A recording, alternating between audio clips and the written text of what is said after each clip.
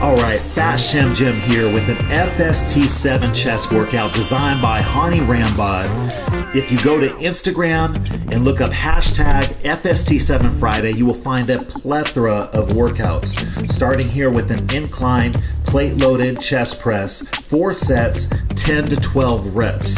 And I'm going to go ahead and put on my Omni compression wrist wraps to prevent overextension of the wrist and protect the wrist joint through these pressing movements.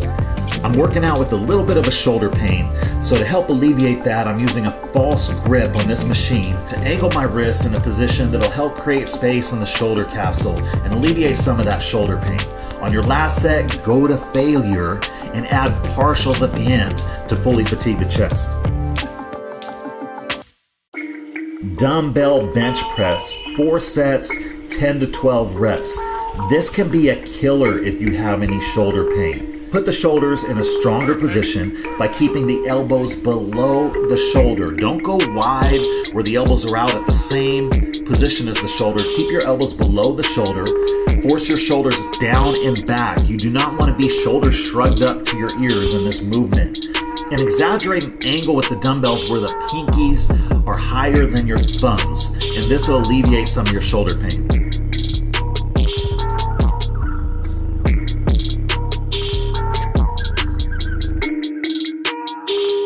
Dumbbell Incline Chest Press. Same principles apply to every chest movement.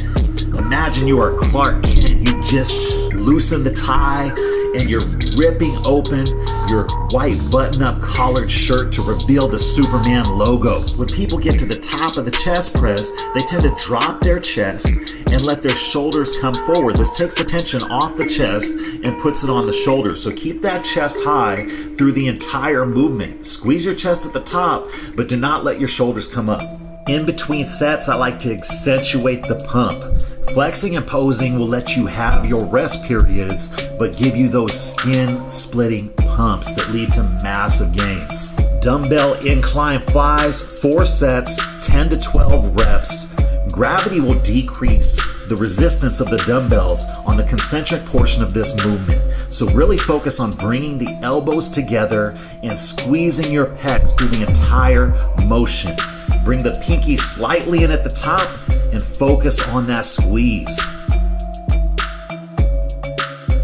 On the final set of those flies, superset with the close grip dumbbell press. Make sure you get full extension, bringing the elbows together as closely as possible to get maximum contraction. Last movement for chest is a cable fly. FST7 cable flies. The workout calls for 7 sets, 10 to 12 reps with 30 to 45 seconds rest between sets. I actually did as many reps as possible for each of my sets. I did each set to failure in 30 seconds. Make sure you time your rest periods.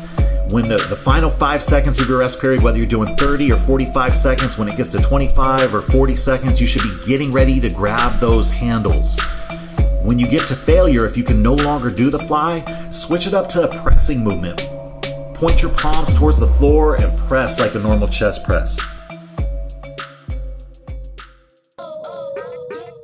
Going on to shoulders next, do an alternating side lateral with the static hold. I'm only going to do 1 set here.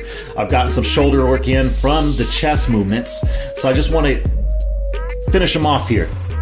So you hold both dumbbells at the top and then you're doing 1 at a time, alternating side lateral.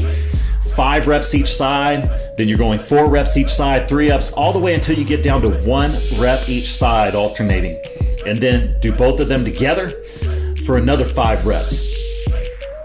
You notice the weight is really light. You're not going to be able to handle as much weight here, and it's not about the weight. It's about the time under tension with that static hold, and really try to feel the contraction in your shoulder at the bottom of the movement.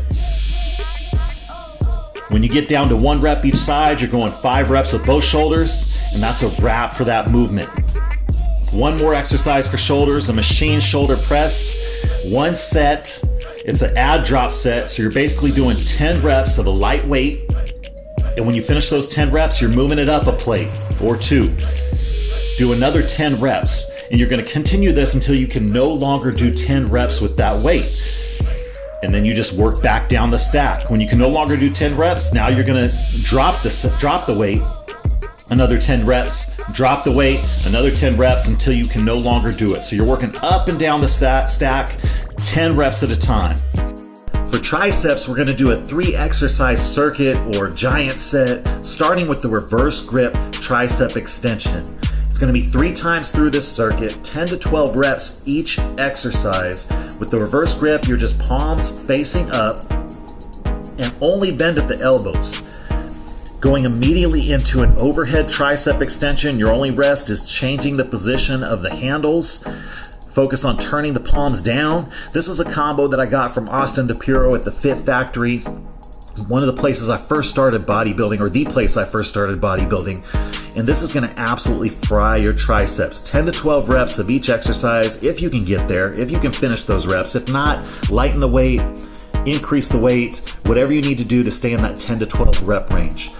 Final exercise in this 3 set is the palms down tricep extension, 10 to 12 reps. So do these 3 exercises back to back with no rest. Rest for about a minute and then go again, 3 times through this sequence. That's a wrap. If you enjoyed this video, hit the like button, subscribe, and we'll get you more.